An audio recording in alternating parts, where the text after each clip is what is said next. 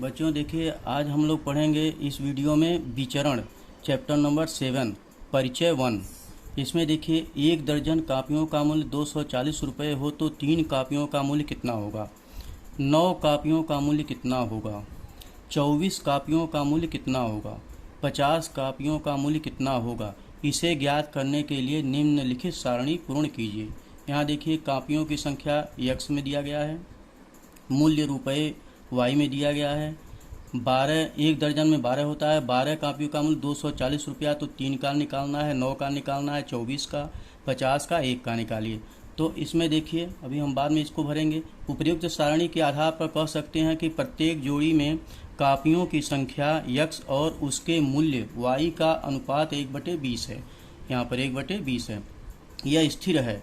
कापियों की संख्या तथा उनका मूल्य समान अनुपात में है।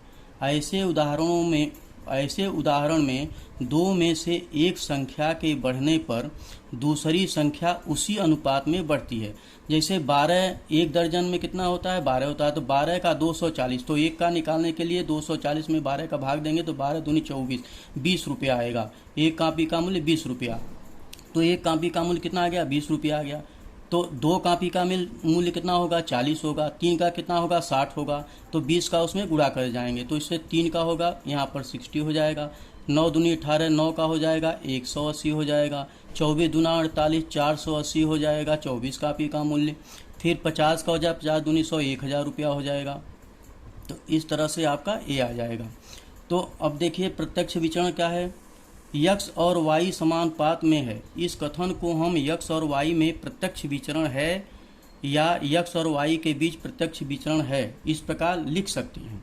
इसी प्रकार इस कथन को गणितीय भाषा में चिन्ह का उपयोग करके x अल्फा y ऐसे, ये अल्फा का चिन्ह है, x अल्फा y ऐसे लिख सकते हैं। अल्फा यह विचरण के लिए प्रयोग किया जाने वाला ग्रीक अक्षर है। x अल्फा y को समीकरण के रूप में x बराबर के वाई लिखते हैं। यहाँ के स्थिर पद है, कांस्टेंट है ये।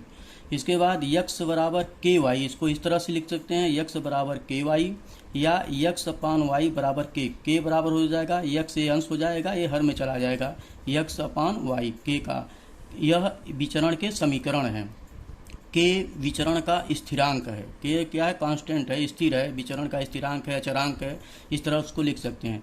निम्नलिखित कथनों को विचरण का चिन्ह लगाकर कैसे लिखे गए हैं, देखिए इसको। पहला है, वृत्त का क्षेत्रफल उसकी त्रिज्या के वर्ग के प्रत्यक्ष समानुपात में होता है।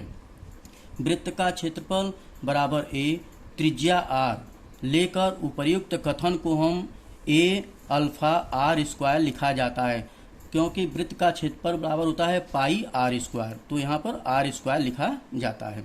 दूसरा सवाल है, द्रव का दाब P उस द्रव की गहराई d के प्रत्यक्ष विचरण में है। इस कथन को कैसे लिखेंगे, P अल्फा d के रूप में लिखते हैं इसको। अब प्रत्यक्ष विचरण के चिन्हांकित विन्यास की सभी संकल्पनाएं समझने के लिए दिए गए उदाहरणों का अध्ययन कीजिए। पहला उदाहरण देखिए, x y के प्रत्यक्ष विचरण में है। x बराबर 5 हो तो y बराबर 30, तो विचरण का अचरांक ज्ञात करें तथा विचरण का समीकरण लिखें। अचरांक भी ज्ञात करना है, जो अचरांक, इसको जो स्थिरांक है उसको अचरांक भी बोलते हैं, और विचरण का समीकरण लिखा है। विचरण का समीकरण यहाँ है, ये देखिए विचरण का समीकरण है। तो x y के प्रत्यक्ष विचरण में है, अर्थात x अल्फा y, ये अल्फा है क्या, विचरण का निशान है। इसके बाद देखिए,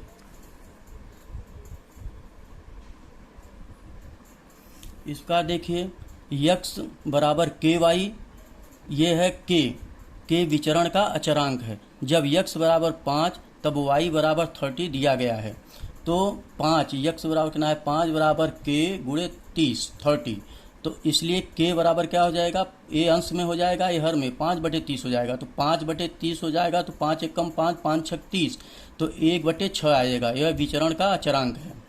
इस आधार पर x बराबर के वाई, x बराबर के वाई अर्थात x बराबर y अपान 6 हो जाएगा। x बराबर क्या हो जाएगा, y अपान 6, ये 6 जो है आपने, या y बराबर 6, या इससे देखिए y बराबर 6x, तो यहाँ पर y बराबर 6 प्राप्त होता है।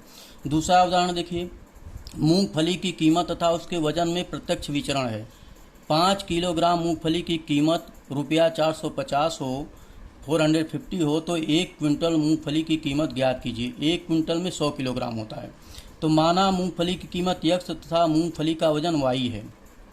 x तथा y में प्रत्यक्ष विचरण है, यह दिया गया है, अर्थात x अल्फा y या x बराबर ky।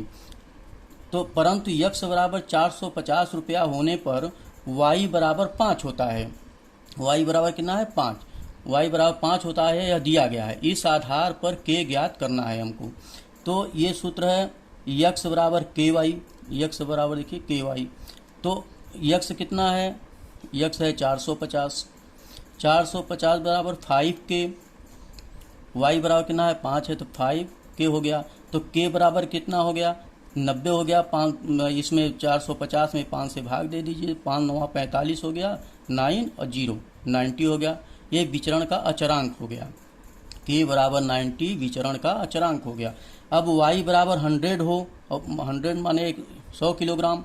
अब y बराबर 100 हो तो x बराबर 90 गुटे 100, 90 मल्टीप्लाई बाई 100 बराबर 9,000। तो 1 कुंटल मूंगफली की कीमत 9,000 रुपये होगा। इस प्रकार से परिचय 1 का जो दोनों उदाहरण था वो समाप्त हुआ। इसके बाद अगले वीडियो में हम लोग प्रश्न संग्रह 7.1 के बारे में अध्ययन करेंगे, प्रश्न को हल करेंगे। थैंक यू बच्चों।